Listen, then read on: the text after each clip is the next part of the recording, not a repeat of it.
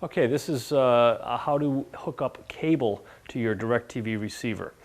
Let's say this is the cable that's coming in from the street, it's coming into your house, and you already have the satellite receiver hooked up.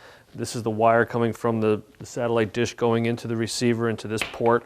By the way, this is a standard definition, standard definition DirecTV receiver.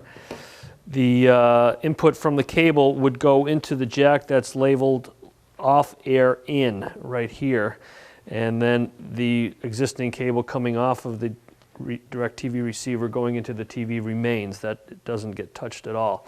Now, when you want to access the cable on your television instead of the satellite receiver signal, all you do is turn the satellite receiver off, and then that allows the cable signal to pass directly through into the television as if you had no satellite receiver here at all. And then you would tune your television to the proper cable channel that you wanted to watch. So it's very easy to hook that up. Just requires another cable coming in from the street for your cable signal, and it goes to the off-air input on the back of the DirecTV receiver.